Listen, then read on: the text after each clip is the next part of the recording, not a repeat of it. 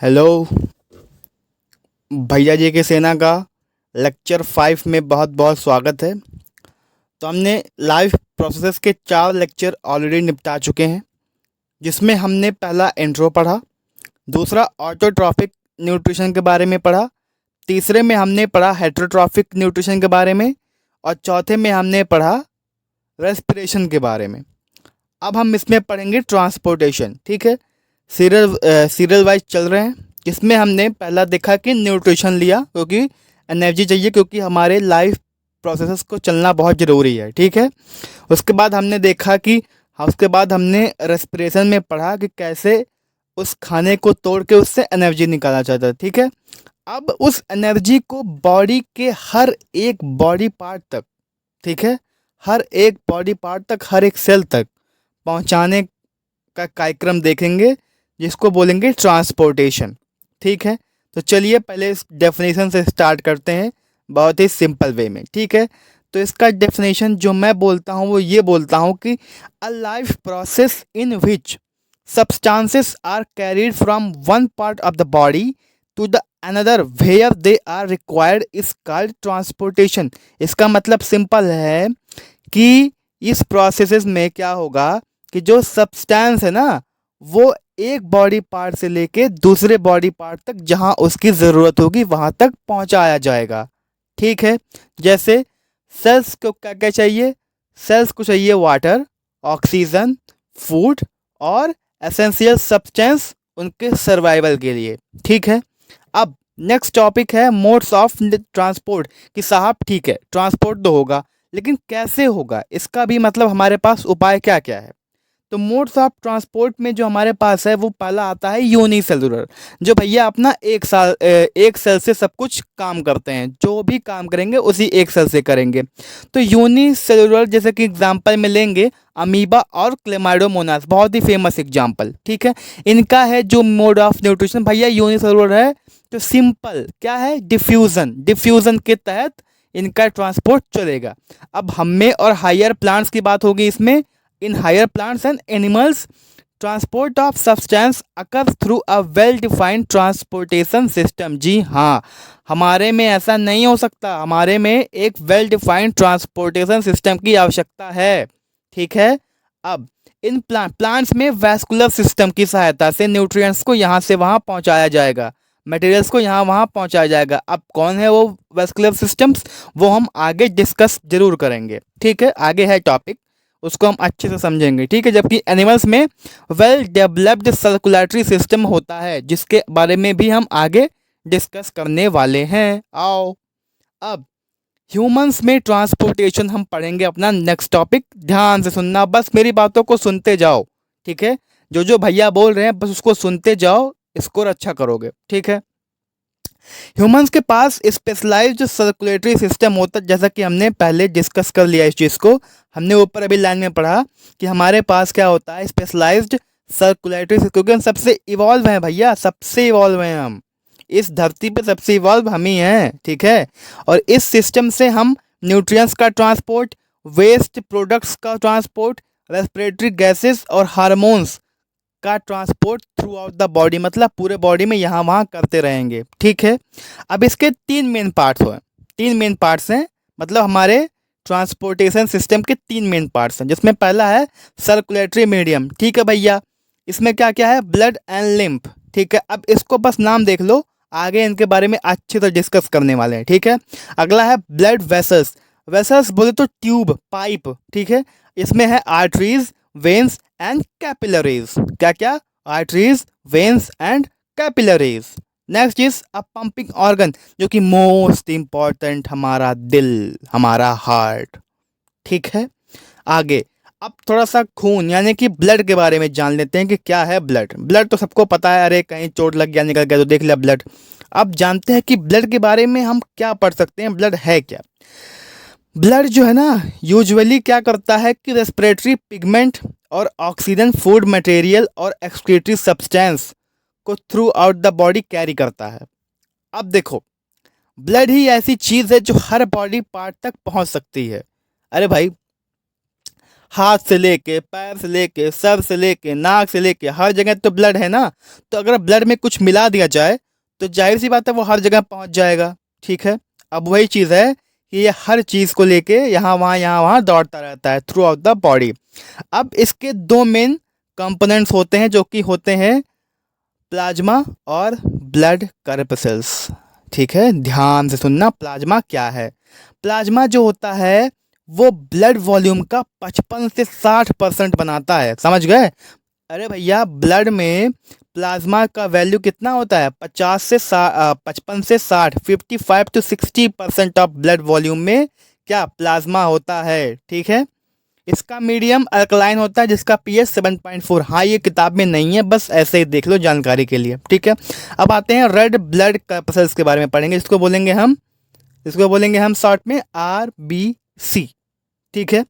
अब ये red coloured iron pigment इसमें होता है जिसको हीमोग्लोबिन कहते हैं, जिसका हमने डिस्कशन पहले वाले टॉपिक में किया था रेस्पिरेशन में कि क्या होता है हीमोग्लोबिन। तो ये कुछ नहीं होता, ये बस एक जैसे खून लाल किसी की वजह से होता है, हीमोग्लोबिन की वजह से होता है, क्योंकि हीमोग्लोबिन में ना रेड कलर का आयरन पिगमेंट होता है। ठीक है। अब नेक्स्ट, ये ऑक्सीजन को कैरी करता है, ऑक्सी हीमोग्लोबिन के क्या, ये ऑक्सीजन को कैरी करता है, ऑक्सी हीमोग्लोबिन लंग्स लेके कैपिलरीज तक। ठीक है। ये क्या करता है? बताओ बताओ बताओ बताओ, फिर से बताओ, याद हुआ कि नहीं याद हुआ? क्या करता है? यह ऑक्सीजन को ऑक्सी हीमोग्लोबिन के फॉर्म में लंग्स लेके कैपिलरीज तक कैरी करता है। ठीक है। नेक्स्ट, अब इसका जो लाल कलर है वो हीमोग्लोबिन की वजह से आता है। ठीक है, बस ये तो हमने पहले ही पढ़ लिया था। ठीक है। RBCs are produced in the bone marrow of bones. Most important, ये क्वेश्चन एक नंबर में आ सकता है कि RBC किसके द्वारा बनाया जाता है, तो हड्डियों के बोन मैरो से। ठीक है, बोन मैरो ऑफ बोन्स। ठीक है। Process by which red blood cells are formed. अब जो प्रोसेस, ये तो हमको पता चल गया कौन बनाता है, बोन मैरो बनाता है। अब किस जो प्रोसेस से बनाया जाता है उसको क्या बोलेंगे? इसको बोलेंगे एरिथ्रोपोएसिस। एरेथ्रोमिस होगा RBC, और पोएसिस कहीं भी आ गया मतलब प्रोड्यूस हो रहा है, कुछ बन रहा है। ठीक है। अब जो RBC का लाइफ स्पान होता है, मतलब जो जीवन की अवधि होती है कि इतने दिन तक ये जिएगा, वो होती है 120 दिन। अब लगे हाथ थोड़ा RBC के सगे भाई वाइट ब्लड कर्पसेल्स यानी कि WBC के बारे में थोड़ी बातचीत कर लेते हैं। ठीक है। अब ये होता है कलरलेस, न्यूक्लिएटेड, मतलब इसके पास न्यूक्लियस होगा लेकिन कलरलेस होगा, इसका कोई कलर नहीं होगा।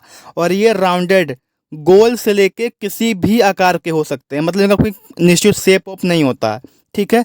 अब ये कलरलेस क्यों होता है, इसका क्या कारण होगा? अच्छा ये बताओ, पिछले वाला जो RBC है वो कलर उसमें क्यों था? हीमोग्लोबिन की वजह से। अब WBC कलरलेस क्यों है? अरे क्यों है? क्योंकि हीमोग्लोबिन नहीं है, सिंपल सी तो बात है। ठीक है। अब WBC का जो प्रोडक्शन होता है उसको क्या बोलेंगे? उसको बोलेंगे ल्यूकोपोएसिस। ल्यूको मतलब WBC, पोएसिस मतलब प्रोडक्शन। अब इसका जो एवरेज लाइफ स्पान होता है वो 12 घंटे से लेके कई दिनों तक हो सकता है। ठीक है, मिनिमम 12 घंटे और मैक्सिमम कई दिनों तक चल सकता है। ठीक है। WBC का जो मेन इनका फंक्शन होता है वो ये होता है कि ये हमें डिजीज़ से प्रोटेक्शन करते हैं, मतलब कि जो भी हमारे अंदर फॉरेन पार्टिकल्स आते हैं, बैक्टीरिया आते हैं, उन्हें ये खाने का काम करते हैं। ठीक है, उससे हमारी बॉडी को ये सुरक्षित करते हैं, लड़ते हैं। ठीक है। अगला है हमारे पास प्लेटलेट्स। प्लेटलेट्स क्या है जी? प्लेटलेट्स का देखो, इसके पास न्यूक्लियस नहीं होता, प्लेटलेट्स के पास न्यूक्लियस नहीं होता, और इसका लाइफ स्पान, जीवन अवधि कम से कम 5 से लेकर 10 दिन के बीच में होता है। इसका जो बहुत ही इंपॉर्टेंट मेन काम होता है वो होता है ब्लड क्लॉटिंग में। इसका मेन काम आएगा आपके ब्लड क्लॉटिंग में। ठीक है। यह एक केमिकल रिलीज करते हैं थ्रोम्बोप्लास्टिन, जो कि ब्लड क्लॉटिंग को इनिशिएट करता है। ठीक है, ब्लड क्लॉटिंग के जो प्रोसेस है उसको आगे बढ़ाता है, उसकी शुरुआत करता है। ठीक है। अब ब्लड क्लॉटिंग क्या है, कैसे होता है, उसके बारे में भी हम आगे बात करते हैं। ठीक है। तो ब्लड प्लेटलेट्स जो होता है ना वो ब्लड क्लॉटिंग में हेल्प करता है। ठीक है। हमारी बॉडी को, जैसे मान लो कभी हम साइकिल, मान लो बचपन में साइकिल सीख रहे होते हैं, अब तो कहेंगे नहीं सर हम तो बिना गिरे सीख लिए। अरे नहीं भाई, बिना गिरे नहीं सीखोगे, ठीक है, एक आध हैं, रेयर केसेस हैं महानुभाव जो शायद नहीं गिरे होंगे। लेकिन अगर ये बताओ साइकिल से गिर गए तो क्या होगा? साइकिल से अगर गिर गए तो क्या होगा? खून निकलेगा ना। अब वो खून बंद कैसे होगा? हम लोग तो बताओ बताओ, मान लो घर से दूर कहीं सीख रहे हो, घर पहुंचते पहुंचते क्या खून बहता ही रहेगा? अगर खून बहता ही रहा ना तो तुम्हारे पूरे बॉडी का खून कहीं और मतलब नीचे नीचे पूरा गिर जाएगा, कतरा कतरा गिर जाएगा, कुछ नहीं बचेगा। ठीक है। हाँ, तो क्या होगा? अब वहाँ पे हमारा हीरो आएगा। कौन आएगा? प्लेटलेट्स, प्लेटलेट्स हीरो आएगा। अपना सारथी भेजेगा थ्रम्बोप्लास्टिन। उसका वही सारथी हमारे उस इंजरी जहाँ से ब्लड निकल रहा है वहाँ पे एक जाल बुनेगा, वहाँ पे एक जली की तरह जाल बुनेगा, जिसमें वो ब्लड जो है उसके जो कण है आरबीसी उसी में फंस जाएंगे और बहना बंद हो जाएगा। ठीक है। अब थोड़ा ब्लड के क्लॉटिंग को, थोड़ा सा फंक्शनिंग को समझते हैं, इसका स्टेप समझते हैं कि होगा क्या। ठीक है। पहला, ठीक है, चोट लगा, ठीक है, ब्लड वेसल्स हमारा डैमेज हुआ। अब तुरंत वहां से प्लेटलेट्स अपने सारथी को भेजेगा जो है थ्रम्बोप्लास्टिन। ठीक है। अब थ्रम्बोप्लास्टिन जो है ना, ये आलसी है अभी।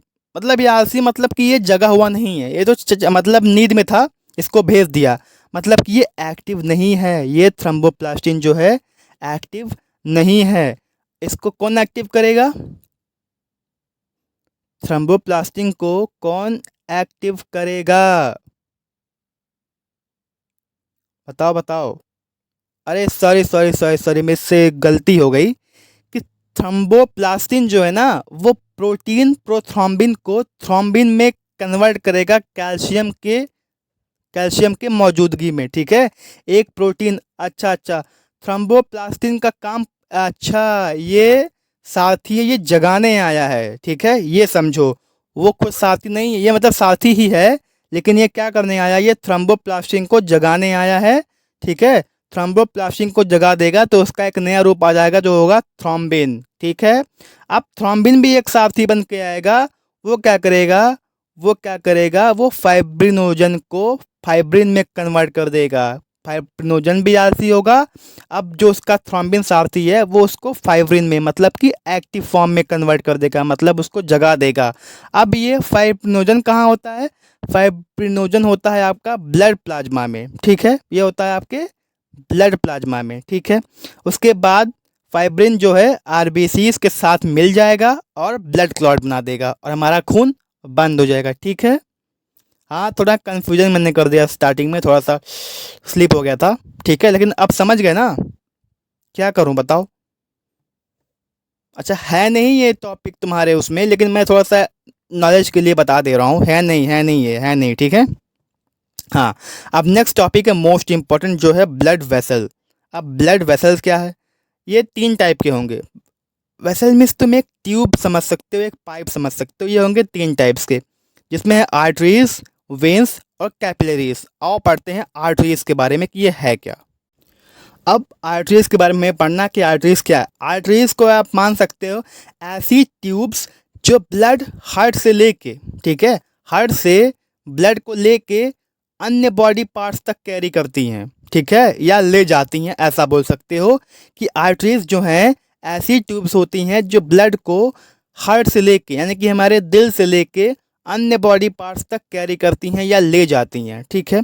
अब ब्लड जो है वो हार्ट से बहुत हाई प्रेशर में पंप होता है। ठीक है, बार बार ऐसे पंप होता रहता है, बहुत हाई प्रेशर में पंप होता है। इसलिए उस हाई प्रेशर को कंपनसेट करने के लिए आर्टरीज के पास, जानते हो, मोटी और लचकदार दीवारें होती हैं। मोटी होंगी तभी तो उस प्रेशर को सहन कर पाएंगी, पतली होगी तो फट नहीं जाएगी।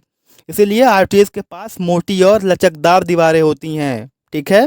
अब सुनो, सभी आर्टरीज पल्मोनरी आर्टरी को छोड़कर ऑक्सीजनेटेड ब्लड को कैरी करती हैं। ठीक है।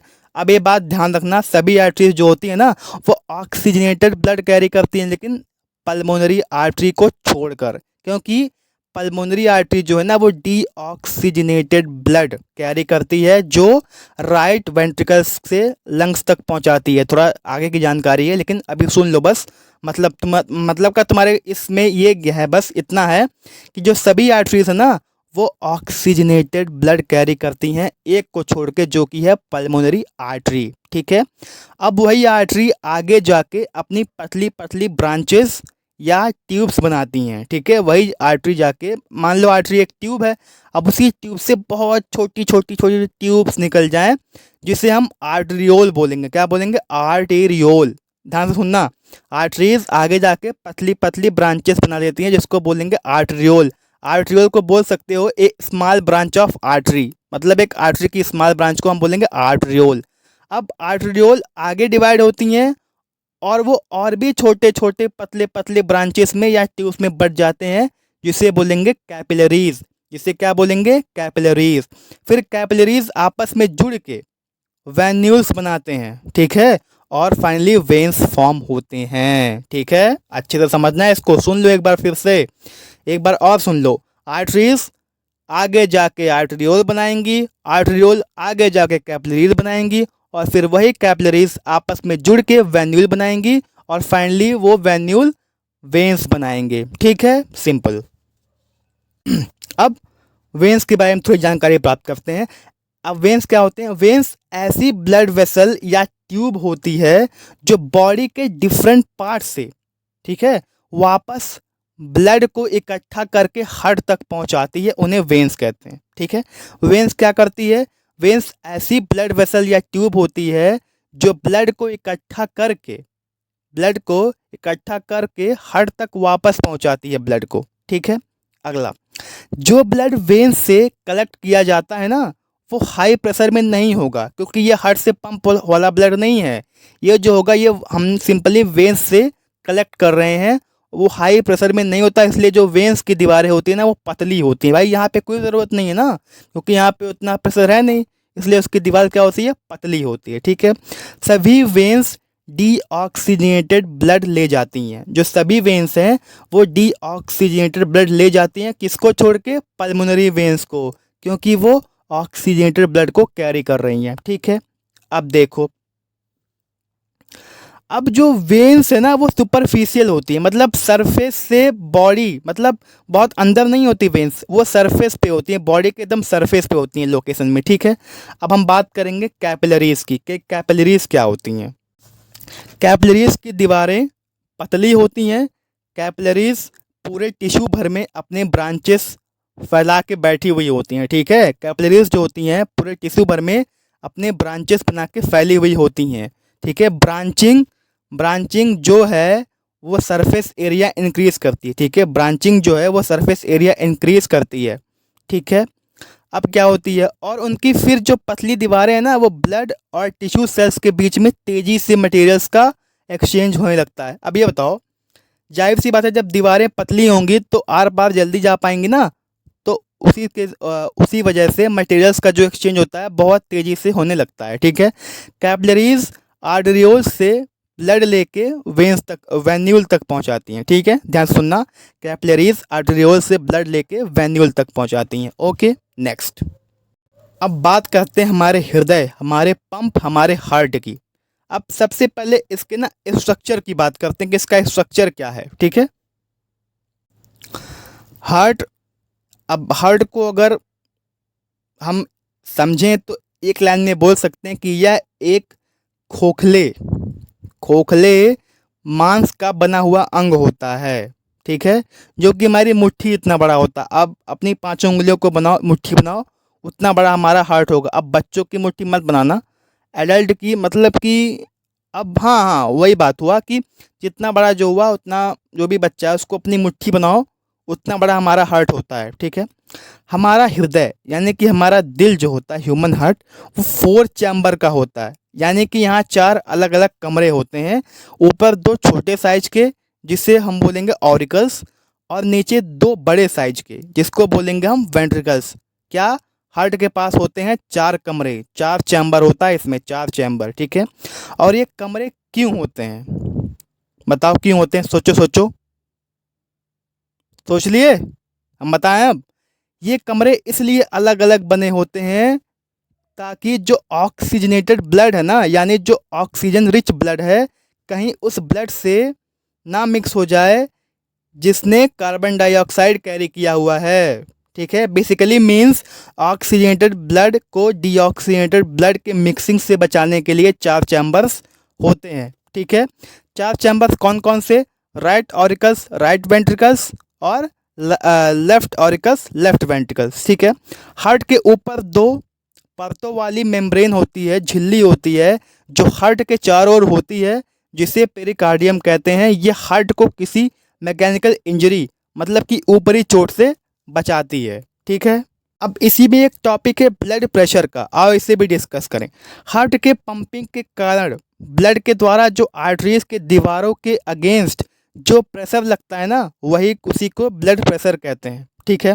ब्लड प्रेशर वेन्स के मुकाबले आर्टरीज में बहुत ज़्यादा होता है, ध्यान से सुनना इसको, ठीक है। ब्लड प्रेशर को जो मेज़र करने वाली मशीन होती है ना, उसका नाम होता है स्फाइग्मोमैनोमीटर। कभी हॉस्पिटल गए होगे किसी के साथ तो वहाँ देखा होगा कि एक लंबी सी ट्यूब होती है, उसमें कुछ पट्टीदार लगा होता है, हाथ में ऐसे लगाते हैं, ठीक है। फिर मरकरी ऊपर जाती है, एक पंप को ऐसे पुश पुश पुश करते हैं, ऐसे मरकरी ऊपर जाती है, फिर वो बताता है, वही उसी को बोलते हैं स्फाइग्मोमैनोमीटर, ठीक है। वह अधिकतम आर्टियल प्रेशर जिसके साथ ब्लड लेफ्ट वेंट्रिकल के कॉन्ट्रैक्शन के दौरान आयोटा के थ्रू ब्लड हार्ट को छोड़ती है ना, उसे सिस्टोलिक प्रेशर कहते हैं। फिर से समझो, मैं फिर से दोहराता हूँ कि वह है अधिकतम या फिर मैक्सिमम आर्टेरियल प्रेशर जिसके साथ जो ब्लड है ना, वो लेफ्ट वेंट्रिकल के कॉन्ट्रैक्शन के दौरान आयोटा के थ्रू ब्लड हार्ट को छोड़ती है, उसे सिस्टोलिक प्रेशर कहते हैं। छोड़ती है मतलब एग्जिट करती है। वहीं कम से कम यानी कि मिनिमम आर्टेरियल प्रेशर जो हार्ट के रिलैक्सेशन पीरियड के दौरान होता है, उसे डायस्टोलिक प्रेशर कहते हैं। एक हेल्दी ह्यूमन का जो नॉर्मल ब्लड प्रेशर होता है वो होता है 120/80 mm ऑफ Hg, जिसमें जो 120 है ना वो सिस्टोलिक प्रेशर होता है और जो 80 है वो होता है डायस्टोलिक प्रेशर, ठीक है। अब बात करते हैं कि सर्कुलेशन ऑफ ब्लड, कि ब्लड का सर्कुलेशन होता कैसे है। तो ह्यूमन हार्ट में डबल सर्कुलेशन होता है, ठीक है, क्योंकि एक पूरा कार्डियक साइकिल के दौरान ब्लड हार्ट के थ्रू 2 बार ट्रेवल करता है, ठीक है। अब यह 2 पार्ट में होता है, हम इसको 2 पार्ट में समझेंगे। पहला है सिस्टमिक सर्कुलेशन और दूसरा है पल्मोनरी सर्कुलेशन। अब आगे, अब सिस्टमिक जो सर्कुलेशन होता है उसमें क्या होता है कि जब ब्लड का आदान प्रदान या बहाव हार्ट और बॉडी ऑर्गन लंग्स को छोड़कर उनके बीच होता है तो इसे सिस्टमिक सर्कुलेशन कहते हैं। यानी कि लंग्स को छोड़कर जब ब्लड का आदान प्रदान या बहाव हार्ट और बॉडी ऑर्गन्स के बीच होता है तो उसे सिस्टमिक सर्कुलेशन कहते हैं। मतलब इसमें लंग्स का कोई रोल नहीं है यहाँ पे, ठीक है। अगला, लेफ्ट वेंट्रिकल जो होता है ना, वो ऑक्सीजनेटेड ब्लड पंप करता है। इसको याद कर लेना कि जो लेफ्ट वेंट्रिकल है वो ऑक्सीजनेटेड ब्लड पंप करता है आयोटा में जो आगे जाकर, ठीक है, आयोटा में जो आगे जाकर ब्रांचेस में बढ़ के आर्टरीज बन जाते हैं, ठीक है। अब यह आर्टरीज ऑर्गन में एंटर करके खुद को डिवाइड करके छोटे छोटे ब्रांचेस में क्या होते हैं, बंद हो जाते हैं और कैपिलरीज का नेटवर्क फॉर्म करते हैं, ठीक है। छोटे छोटे ब्रांचेस में बंट जाते हैं। अच्छा फिर से सुन लो एक बार, left ventricle oxygenated blood pump करता है, ठीक है। उसके बाद जो आयोर्टा है ना, वो आगे जाकर ब्रांचेस में बट जाता है, आर्टरीज बन जाता है, ठीक है। उसके बाद यह आर्टरीज ऑर्गन में एंटर करके उस ऑर्गन में खुद को डिवाइड करके छोटे छोटे ब्रांचेस में बट जाते हैं और कैपिलरीज का नेटवर्क फॉर्म करते हैं, ठीक है। कैपिलरीज के द्वारा ऑक्सीजन टिश्यू में डिफ्यूज़ होते हैं और जो ब्लड है ना, वो अपना ऑक्सीजन लूज़ करके डीऑक्सीजनेटेड बन जाता है। उसके बाद यह डीऑक्सीजनेटेड ब्लड जो होता है वो वेंस के द्वारा इकट्ठा करके राइट आर्टरियम में भेज दिया जाता है, ठीक है। जो मैं बोल रहा हूँ उसको बार बार रिपीट पे सुन लेना, ठीक है, इसको समझ लेना बढ़िया से। अगर इसको अच्छे से समझाओ तो बोल सकते हैं oxygenated blood going to left atrium, then left atrium से जाएगा लेफ्ट वेंट्रिकल, फिर जाएगा आयोर्टा से होते हुए आर्टरीज से वेंस और वेंस से कहाँ जाएगा, राइट ऑरिकल्स में, ठीक है। अब आते हैं दूसरा पल्मोनरी सर्कुलेशन में। इसमें क्या होगा, ब्लड का बहाव हार्ट और लंग्स के बीच होता है, ठीक है। इसका जो मुख्य लक्ष्य होता है ना, वो यह होता है कि डीऑक्सीजनेटेड ब्लड को लंग्स तक ऑक्सीजनेशन के लिए पहुंचाना, ठीक है। ऑक्सीजनेशन के लिए लेके जाना, उसके बाद इतना ही नहीं, फिर वापस उस ब्लड को हार्ट तक भी पहुंचाना, ठीक है। राइट वेंट्रिकल्स डीऑक्सीजनेटेड ब्लड को ऑक्सीजनेशन के लिए लंग्स में ब्लड पंप करता है, ठीक है। जो राइट वेंट्रिकल है ना, वो डीऑक्सीजनेटेड ब्लड को ऑक्सीजनेशन में बदलने के लिए लंग्स में ब्लड पंप करता है, ठीक है। इसके बाद वह डीऑक्सीजनेटेड ब्लड फ्लो होके लंग्स के वैस्कुलर सिस्टम तक पहुंचती है और ऑक्सीजनेटेड में बदल जाती है, ठीक है। अब फिर वह ऑक्सीजनेटेड ब्लड ना पल्मोनरी वेंस के थ्रू होते हुए लेफ्ट ऑरिकल्स तक वापस आ जाती है, ठीक है। अब इसको भी अच्छे से एक बार समझ लो, कैसे कैसे कैसे डीऑक्सी ब्लड कहाँ जाएगी, राइट ऑरिकल से राइट वेंट्रिकल, उसके बाद पल्मोनरी आर्टरी से होते हुए लंग्स, और लंग्स से होते हुए पल्मोनरी वेंस, और पल्मोनरी वेंस से होते हुए लेफ्ट ऑरिकल्स, ठीक है। अब डबल सर्कुलेशन हमारे में क्यों होता है, इसका कुछ तो इम्पोर्टेंस होगा। सबसे पहली बात यह है कि ऑक्सीजनेटेड और डीऑक्सीजनेटेड ब्लड की आपस की मिक्सिंग को प्रिवेंट करता है। सबसे बड़ा इंपॉर्टेंस तो इसका यही है, ठीक है। जिससे सभी बॉडी पार्ट्स तक ऑक्सीजनेटेड ब्लड जो होता है ना, वो एफिशिएंट सप्लाई होती रहती है, मतलब एफिशिएंट सप्लाई पहुंच जाती है ताकि वो अपना काम अच्छे से कर सकें, ठीक है। अब इसी में एक टॉपिक है, एक्स्ट्रा टॉपिक है कि सिंगल सर्कुलेशन और इनकम्प्लीट डबल सर्कुलेशन, मतलब जिसमें 3 चैम्बर हार्ट होते हैं, ठीक है। इस तरह का सर्कुलेशन मेनली एम्फीबियंस और रेप्टाइल्स के बीच होता है, मतलब रेप्टाइल्स में होता है, क्योंकि उनके पास 3 चैम्बर ही होता है, ठीक है। इसलिए वे कुछ हद तक ऑक्सीजनेटेड और डीऑक्सीजनेटेड ब्लड की मिक्सिंग को टॉलरेट कर सकते हैं, ठीक है। इसी को इनकम्प्लीट डबल सर्कुलेशन कहते हैं। और एक जानकारी, फिशेस में सिर्फ 2 चैम्बर हार्ट होता है, ठीक है, और इसमें होते हैं सिंगल सर्कुलेशन, ठीक है। एक ही बार में जो होना होगा वो फ्लो हो जाएगा। नेक्स्ट टॉपिक है लिम्फ के बारे में थोड़ा जानकारी प्राप्त करते हैं। तो लिम्फ एक कलरलेस या लाइट येलो रंग का फ्लूइड होता है, ठीक है, और इसमें हीमोग्लोबिन की कमी होती है, तभी तो ये लाल रंग का नहीं होता है, ठीक है। ब्लड के मुकाबले लिम्फ में कम ब्लड प्रोटीन्स होते हैं, ठीक है। लिम्फ इंटरसेलुलर स्पेस के द्वारा लिम्फेटिक कैपिलरीज में ड्रेन होते हैं या गिराए जाते हैं, जो आपस में जुड़ के बड़े लिम्फ वेसल बनाते हैं और फाइनली क्या करता है, लार्जर यानी बड़े वेंस में जाके खुल जाते हैं, ठीक है। लिम्फ के काम क्या क्या होते हैं ये भी सुन लो। लिम्फ के काम, लिम्फ उन टिश्यूज़ को न्यूट्रिएंट्स और ऑक्सीजन की सप्लाई करते हैं जिन टिश्यूज़ को ऑक्सीजन की आवश्यकता होती है, यानी कि यह उन दोनों के बीच में मिडल मैन का काम करते हैं कि वहाँ कमी हुई वहाँ पहुँचा दिया, वहाँ कमी हुई वहाँ पहुँचा दिया, ठीक है। ये लिम्फ टिश्यूज़ और ब्लड के लिए मिडल मैन का काम करते हैं, क्योंकि जिन जिन टिश्यूज़ को ऑक्सीजन की आवश्यकता होती है वो वहाँ पे ऑक्सीजन की सप्लाई करते हैं, ठीक है। दूसरा, यह ज़रूरत से ज़्यादा टिश्यू फ्लूइड और मेटाबोलाइट्स मतलब मेटाबॉलिक रिएक्शन के समय जो इंटरमीडिएट प्रोडक्ट बनता है ना, उसी को बहाकर दूर ले जाता है, और उसमें से ना जो प्रोटीन होते हैं उसको निकाल कर वापस ब्लड में ले आता है, ठीक है। अगला, लिम्फोसाइट्स जो होते हैं ना, वो इन्फेक्शंस और डिसीज़ के खिलाफ लड़ने में हमारी मदद करते हैं, ठीक है।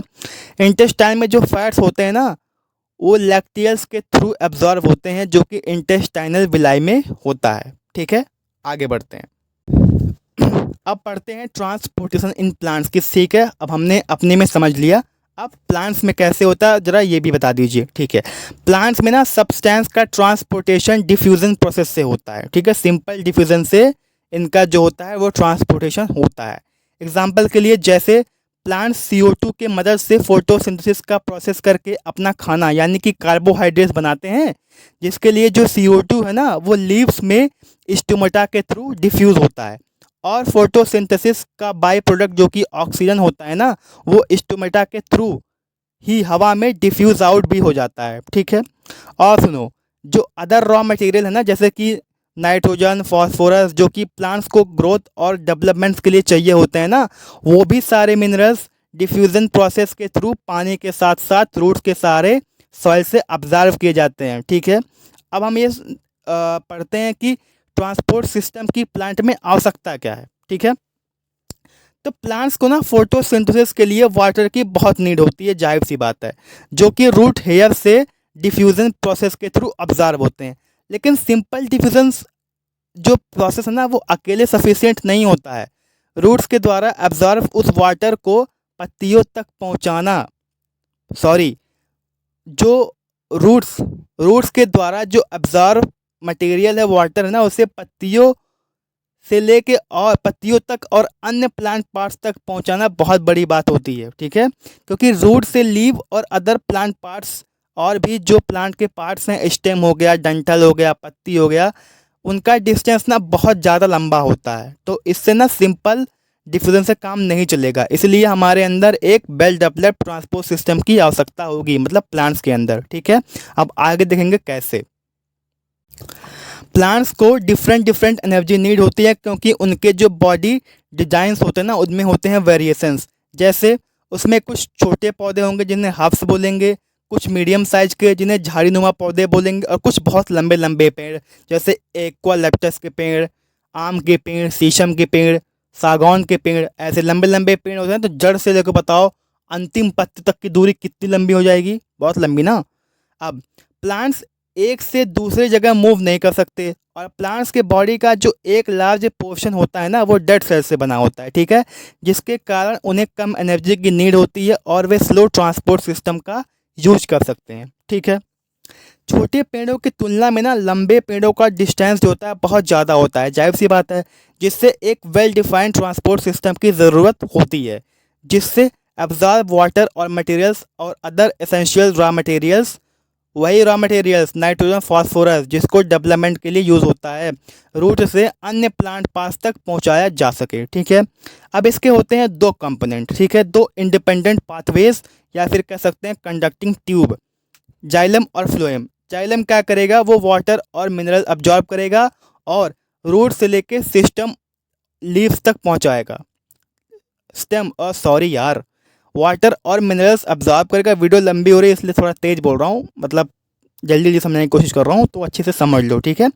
जाइलम जो है ना वो वाटर और मिनरल्स को क्या करेगा, अब्जॉर्ब करके सॉइल से रूट से लेके स्टेम और लीव्स तक पहुँचाएगा। जबकि जो फ्लोएम होता है ना वो क्या करेगा, वो जो हमारा खाना होता है, जो कार्बोहाइड्रेट जो पौधा बनाता है ना, उसको ना लेके लीव्स से लेके, क्योंकि खाना भाई लीव्स ही बनाती है, क्योंकि लीव्स में होता है हरे हरे हरे हरे वो, क्योंकि लीव्स में होती है हरियाली, और हरियाली से होता है क्लोरोफिल, और क्लोरोफिल से बनेगा खाना, ठीक है। क्लोरोप्लास्ट, क्लोरोप्लास्ट में होता है खाना, ये तो हम ऑलरेडी पढ़ चुके हैं, ठीक है। तो लीव से लेके अदर प्लांट पार्ट्स तक पहुंचाता है, ठीक है। अब नेक्स्ट, जाइलम फ्लोएम का काम क्या हुआ, समझ गए ना। पढ़ते हैं transport of water and minerals. तो सुनो, जाइलम टिश्यू के पास ना वेसल्स और ट्रैकीड्स होते हैं, जिसके द्वारा रूट, स्टेम और लीव्स आपस में ना इंटरकनेक्टेड जुड़ के एक वाटर कंडक्टिंग चैनल का निर्माण या फिर कंटिन्यूअस सिस्टम बनाते हैं, जिसकी पूरे प्लांट बॉडी तक पहुंच होती है, ठीक है।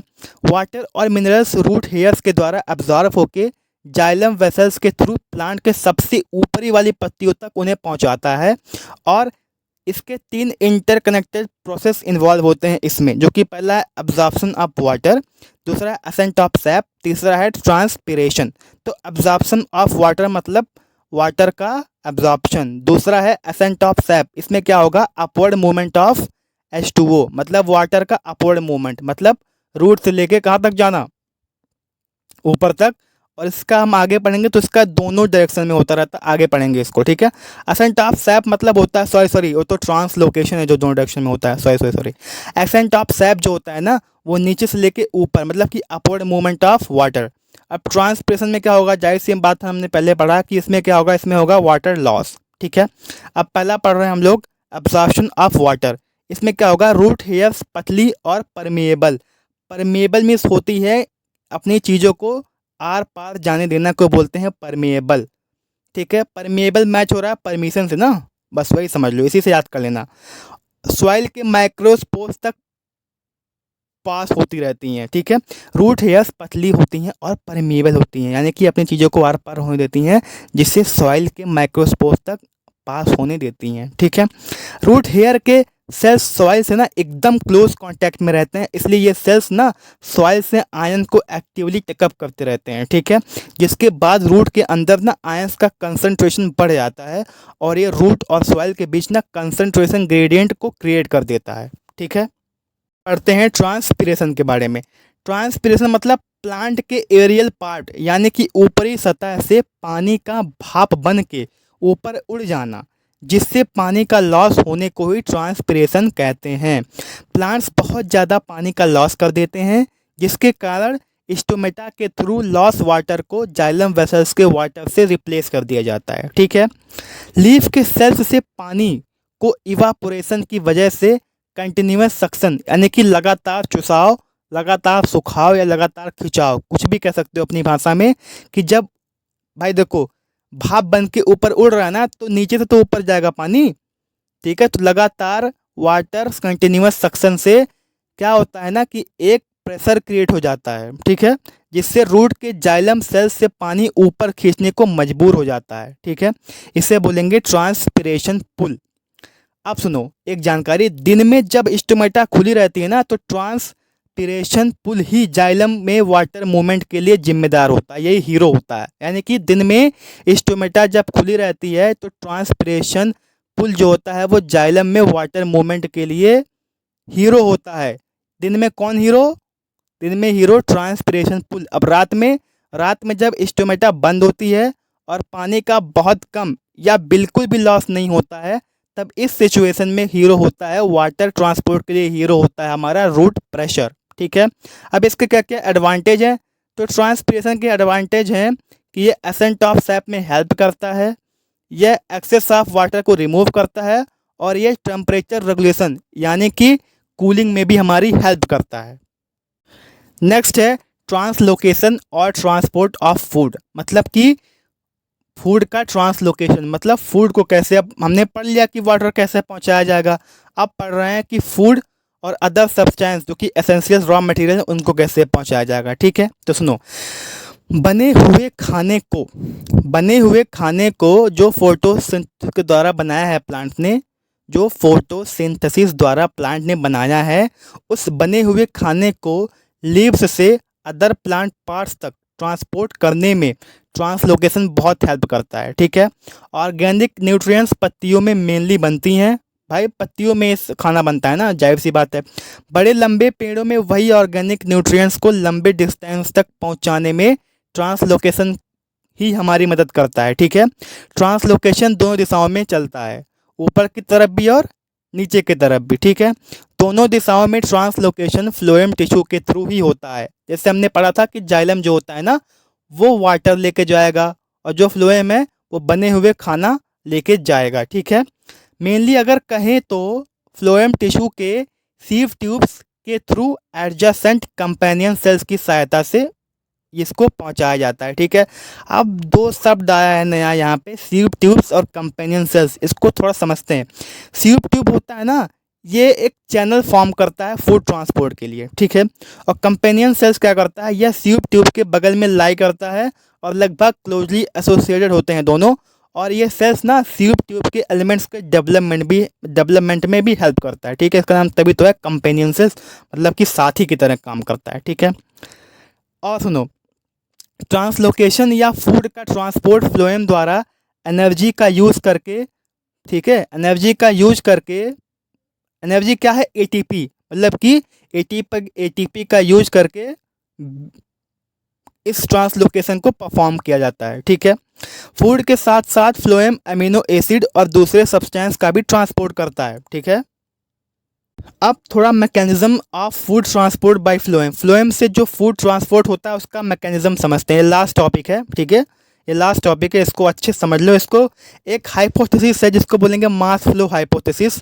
इसके अनुसार पता है क्या, इसके अनुसार जो ऑर्गेनिक सॉल्यूट्स होते हैं, जो कि सुक्रोज, जो कि हमारा खाना होता है, लीव्स से फ्लोएम टिश्यू तक एटीपी से एनर्जी यूज़ करके मूव करते हैं, ठीक है। इसके बाद फ्लोएम टिश्यू में ऑस्मोटिक प्रेशर इंक्रीज हो जाता है, जिससे वाटर इन टिश्यूज़ में मूव करने लगता है, ठीक है, जिससे ऑस्मोटिक प्रेशर इन टिश्यूज़ में भी बनने लगता है, और यह प्रेशर आगे जाके मटेरियल्स को लो प्रेशर की ओर ढकेलने लगता है। ठीक है, जो भी हमारा मटेरियल है इसको low pressure, high pressure to low pressure ढकेलने लगता है, जो कि ज़रूरत के अकॉर्डिंग उन मटेरियल्स को यहाँ वहाँ पहुँचाता है। ठीक है, अब सुनो, जैसे वसंत में ना शुगर, जो हमारा शुगर होता है जड़ या तने में स्टोर रहता है, जिससे ऊपर बड्स तक पहुंचाया जाता है, जिससे ग्रो करने के लिए उस समय एनर्जी की नीड होती है। चलो, लेक्चर ख़त्म होने के बाद चिल्लाएं ये कुत्ते, डॉग्स बाग कर रहे हैं भाई। लेक्चर ख़त्म हो गया तब बाग कर रहे हैं, वरना अभी डिस्टर्बेंस होता है। रात के 2 बजे मैं वीडियो रिकॉर्ड कर रहा हूँ, देख रहे हो। अभी तक सब शांत बैठे थे। चलो कि मध्य हमारा काम तो हो गया।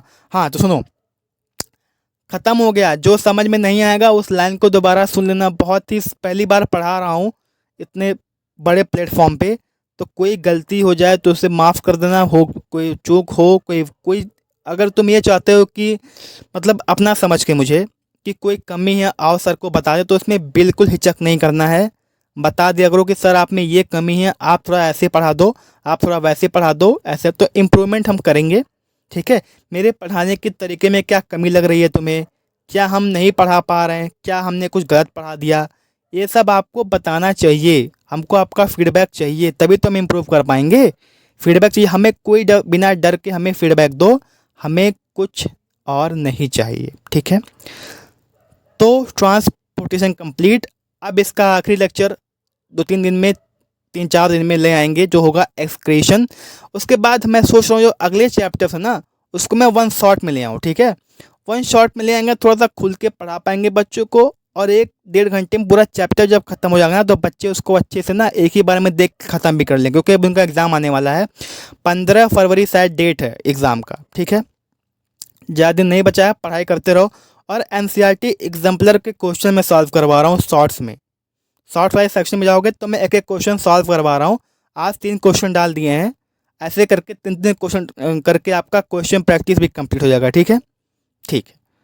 अब जब भी ये वीडियो देखो आराम से देखो, सुनो, ईयरफोन लगा लो, एनसीईआरटी ले लो। देखो हर एक लाइन मैंने एनसीईआरटी की कवर की है, हर एक लाइन। हाँ थोड़ा सा तेज़ी में बोलो क्योंकि वीडियो 40 मिनट्स की ड्यूरेशन को पार कर रहा था।